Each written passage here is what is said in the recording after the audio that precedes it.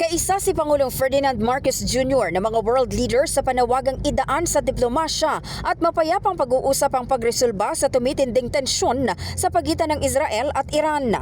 Kasunod ito ng pag-atake ng Estados Unidos sa 3 nuclear sites sa Iran, bagay na lalong nagpainit sa sigalot sa gitnang silangan. Ayon kay Palace Press Officer Claire Castro, ramdam ng gobyerno ng Pilipinas ang alalahanin ng mga leader ng iba't ibang bansa dahil sa umiinit na tensyon sa rehiyon. Ang panawagan din po ng Pangulo ay magkaroon po ng mapayapang pag-uusap at diplomasya para po maibsan ang lumalalang hindi pagkakasundo.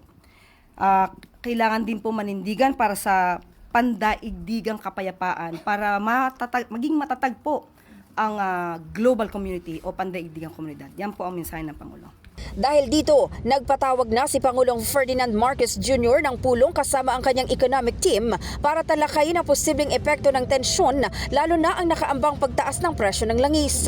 Pagtitiyak naman ng palasyo, nakahanda na ang fuel subsidy para sa mga driver ng public utility vehicles kung sakaling tumaas pa ang presyo ng petrolyo. Pero as of the moment, ang maibibigay po ng gobyerno ay ang fuel subsidy para sa ating mga tsuper, sa mga drivers po, para po maibsan naman ang kanilang alalahanin.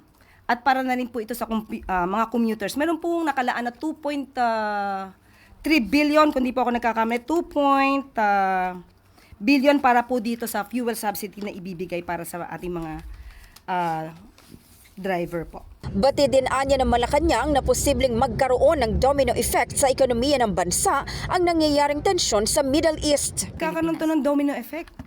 Kasi kahit sabihin natin na magkakaroon ng fuel subsidy ang mga drivers natin para sa mga commuters, hindi maiiwasan na iindahin din po ito ng mga sa logistics, sa trading.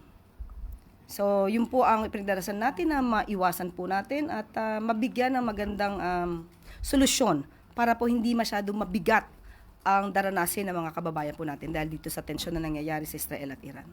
Tiniyak naman ng palasyo na handa ang bansa sa anumang magiging epekto ng kaguluhan at pinayapa ang pangamba ng publiko sa posibilidad ng mas malawak na labanan. In the heart of changing lives, ako si Brigada Maricar Sargan ng 105.1 Brigada News FM Manila, the Music and News Authority.